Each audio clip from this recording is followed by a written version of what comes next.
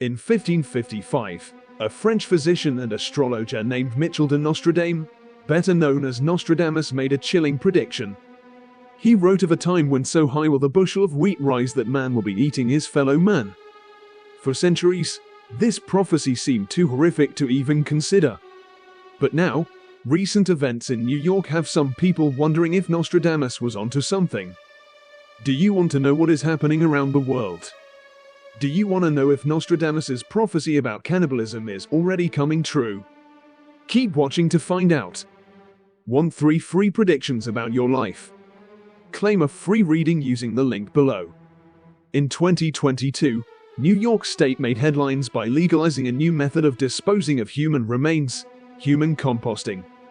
The legalization of human composting in New York has sparked a fierce debate about the ethics of using human remains as a source of fertilizer for crops. While the current law restricts the use of human compost for non-agricultural purposes, there is talk of changing the law to allow human compost to be used for growing crops. This has led to the unsettling question of whether eating crops grown from human compost could be considered a form of cannibalism. According to Wired magazine, which has published articles defending certain types of cannibalism, there are different ways to define cannibalism. They say that the most basic definition is the consumption of human flesh, but there are also other forms of cannibalism that involve the consumption of body parts, such as blood or organs. In the case of human composting, they twist the definition and hint at the fact that since no fresh flesh or any organs or blood is used directly, this cannot be cannibalism. This is just using a potential product to be more eco-friendly and end one of the most significant issues in this world, starvation.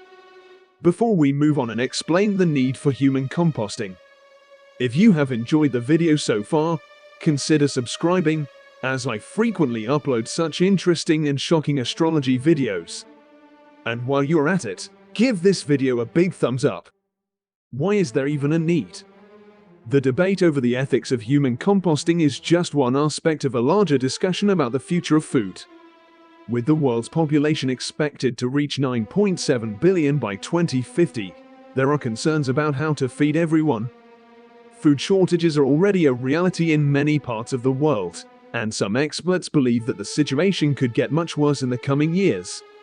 If food shortages become extreme, it is possible that some people may resort to cannibalism in order to survive. This may sound like something out of a horror movie, but history has shown that in times of desperation, people have turned to cannibalism as a last resort.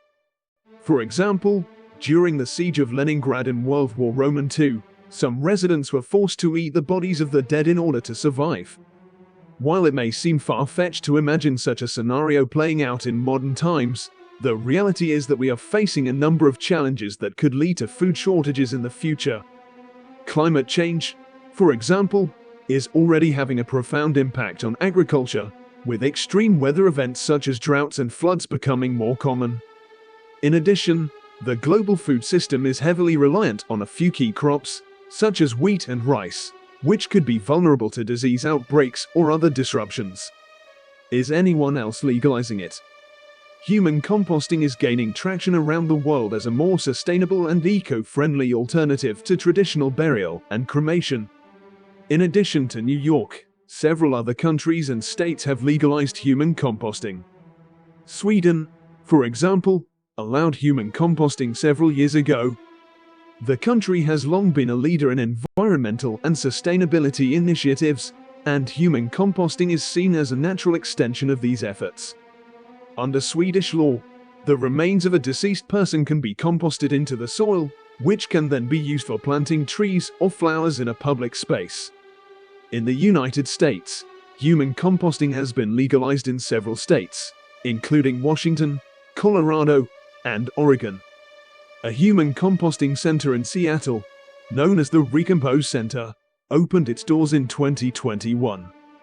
The center offers a more sustainable and environmentally friendly alternative to traditional burial or cremation, allowing families to return their loved ones to the earth in a meaningful way. The process of human composting typically involves placing the body in a specially designed vessel filled with organic materials like wood chips, straw, and alfalfa. Over the course of several weeks, The body is broken down through a process of natural decomposition, aided by microbes and other organisms in the soil. The resulting soil can then be used for gardening or farming, providing a sustainable alternative to chemical fertilizers. So what can we do to prevent a future in which cannibalism becomes a reality? One possible solution is to focus on sustainable agriculture practices that can help to increase food production without harming the environment.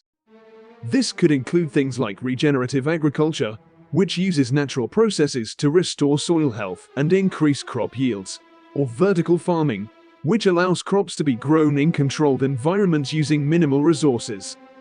Ultimately, the future of food is in our hands. If we take action now to address the challenges we face, we may be able to prevent a future in which cannibalism becomes a necessity. But if we continue down our current path of unsustainable practices and overconsumption, we may find ourselves facing a grim reality in which Nostradamus' prophecy has come true. Do you think Nostradamus' prophecy about cannibalism is coming true? Are you in favor of human composting? Share your opinion with me in the comments below. If you want to learn more about Nostradamus and his prophecies, check out my other videos on the topic. You will be amazed and shocked by how much this 16th century seer knew about our future. Thank you for watching.